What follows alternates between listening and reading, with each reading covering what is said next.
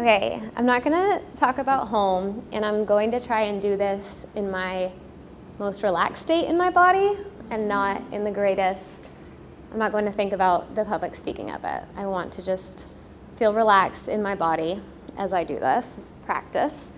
I'm not going to speak about home. I want to speak about who I am and have more practice introducing and who I am. And I've had to write a lot of bios in the last 6 weeks, just as the year is starting, as I enter new spaces and have new opportunities, I've had to submit more bios. And it is so funny the way that we write these, because we have to tweak these bios, right? So they land the right way to the people who are receiving them. We pull out and curate the things that might be relevant to the space that we're in, the people who are receiving the bios. And it's such an act of fine-tuning who you are and looking at acceptance of how it is going to land and connect deeper. So I want to simply speak truthfully about my story and how it connects into my work. When I was younger, very, very little before I could grow a body, I lost autonomy over my body. And I ran to shame to silence this. When I was 8, I was judged by how perfect my body could do something and deducted for every perfection. I was a competitive gymnast for many years. And that's how I grew into my body. When I was a preteen and teenager, I saw the way that women's bodies were represented in media. We have hypersexualized advertising. We have a growing space of social media and the way that we're showing the body.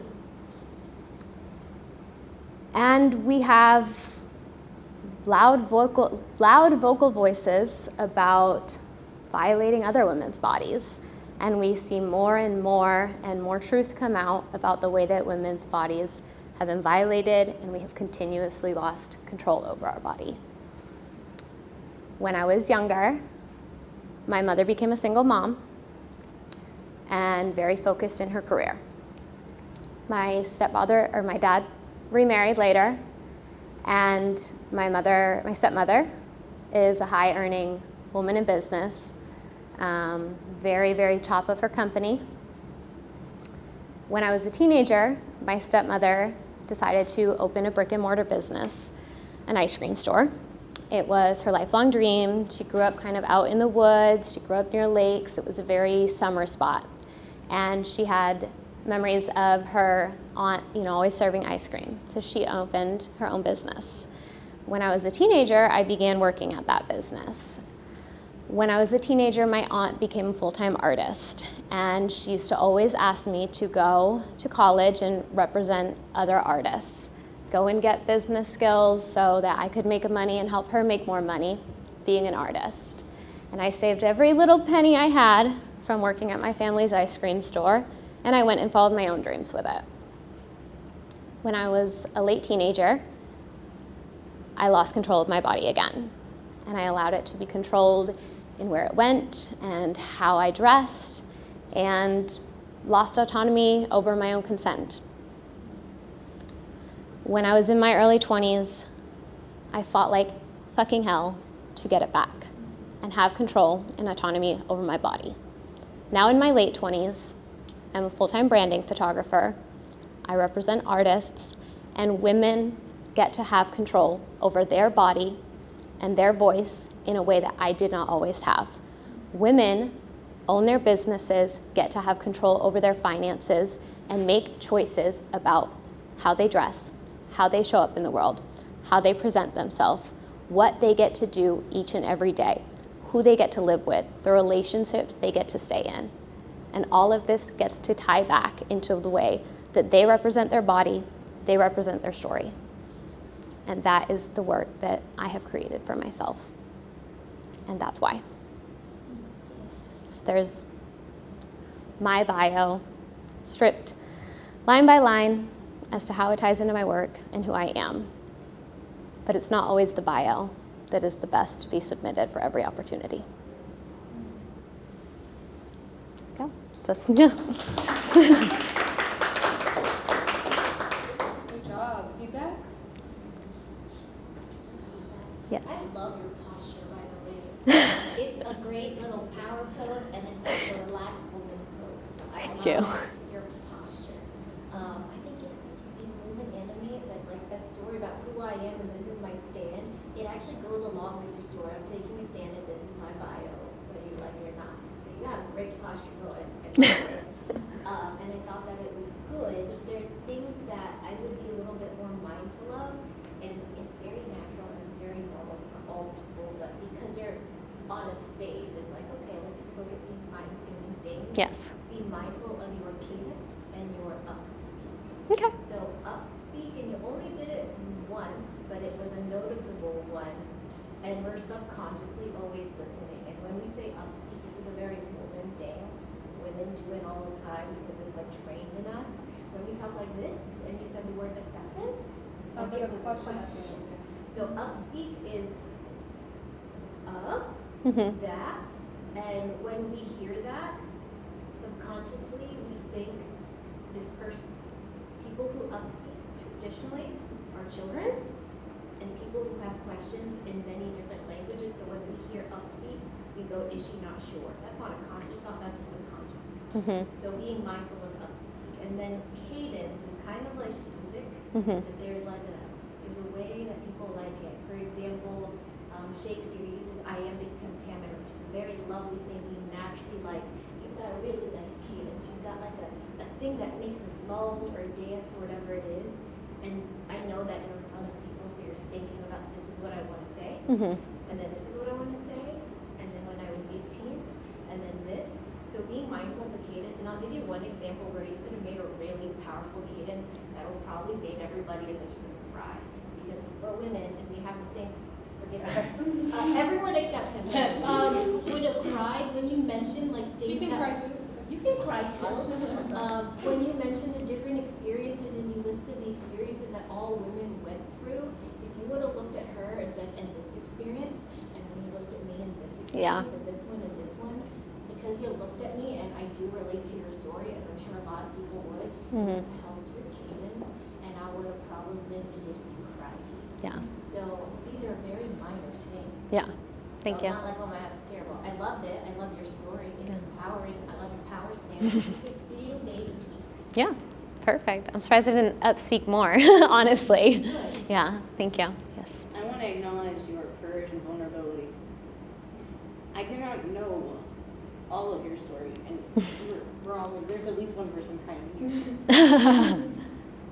I think there's a lot of power in knowing where you come from in all of this. Mm-hmm.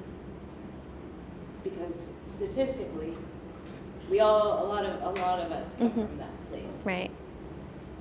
And I just feel like I see you a lot more, and I love you. Yeah. Thank you. Yeah. Yes. So I want to also acknowledge the courage that it takes to tell your story. I think because it's such a personal topic, I Hmm. think having that support Yeah. and being like, okay, like, We'll sit back, y'all. it's part of it. I agree with the cadence and the emotional connection, and I think also a good pause here and there also Mhm. helps things land a little bit more. Yeah. You paused, but I think I would have, because of the weight of Mhm. those moments, Yeah. would have appreciated like, let's sit with this Yeah. for just a moment Mm-hmm. and let that land. And I Mhm. think that also helps us with the upspeak, so that because we know we're gonna pause, so we're not gonna like Yeah. end it potentially. Right. Like that, and then from a like I've known you for a little while, and I'm your friend, and I Mhm. see your work, and I'm your client. Yeah. Things. Right. I would love to see. Not necessarily you share your story if you don't feel as comfortable doing Mhm. that on a wider Right. sense. Yeah. But the takeaways from it and the Mhm. autonomy, like the first time you were here, you practiced different energy. Yeah. Right? Right. You embodied a different, a more, Yeah. upbeat, like this is, I want women to have their autonomy, like, but Yeah. it's been a thread for you. Right. And it's like this thing that really, I could see it today, like Mhm. it there's fire there. Yeah. So I wonder how you can bring that out more. Mm-hmm. So I would just, come to writing practice and I write saw that. out, some ideas, things you want to write. Yeah. I was trying to have more emotional neutrality as I get more comfortable and get more comfortable sharing it and talking about it in a way that I can feel proud of, speaking from like the scar, not the wound, and why it's the through line. And control and autonomy has been like a really huge theme lately. If you look at like the underlying things of who's in control and who is in control of our bodies and things like that. So yeah, I appreciate that. I was trying to, stick with emotional neutrality and be calm in my body and practice sharing and being open with it. It's great, and I know it's hard, and it brings up other things, but I'm so proud of you. Thank you. So proud of you. I just want to say the same. I'm so proud, and it's such a personal joy to see you shine this light after knowing the journey. After helping me be someone who crawled my way back. Yes. Just witnessing you. Yeah. And it's like that is medicine for me, for all the people that I touch. But clearly having gone through a lot together. Yeah. Of doing this deeper inner work. You're showing me to what's possible. Yeah. And I'll be putting my name on that list. There you go. Yeah, Good. regardless. It's possible. Thank you. Thank you. Yes, I'm Abby. Share. It's so beautiful how you mentioned the word fire. Because I got this really interesting visual as you were speaking.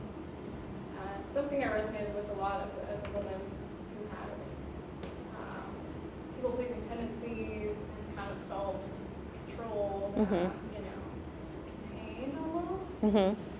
But I felt that like inner fire in you, kind of like riling up.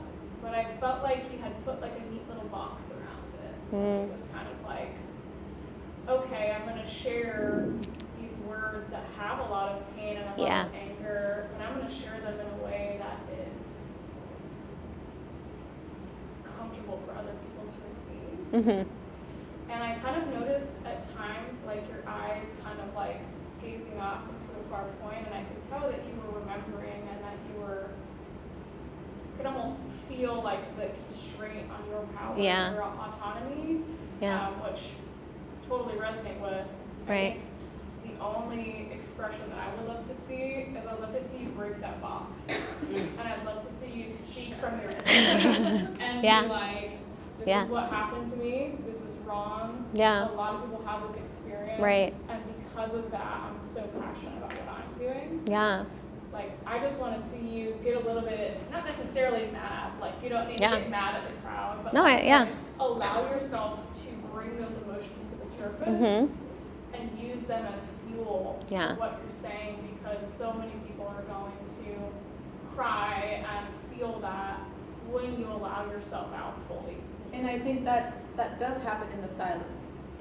Yeah. True. It can happen there too, It's an opportunity for it to be like, it's so, go ahead, Lonnie. I have a question. Sure. You said you're aiming towards emotional neutrality. Yeah. I'm just curious about what that means. I was just about to say, like, I got up here and I was like, I want to do this like as calmly as I can in my body, and now I see how it could have been different and impactful if I did let myself elevate and express and feel it. And so like I have to do more public speaking this year, and I'm trying to like grow in comfortability with it, and I have found that like I have a lot of, in the last 2 years with having to do more public speaking, I've had a lot more sensation in my body as I do it, with like shaky legs, and I like hear my heartbeat and like feel like sweating a little bit. And so I was like, I just want, like, I wasn't really even expecting to turn it into a bio. I just wanted to like come up here for 2 minutes, introduce myself, talk about my values, talk about my work, and just have that comfortability of like, okay, I can go, I can introduce myself, I can talk to a room of people, what I do, why I do it, and things like that, and not feel sensation in my body.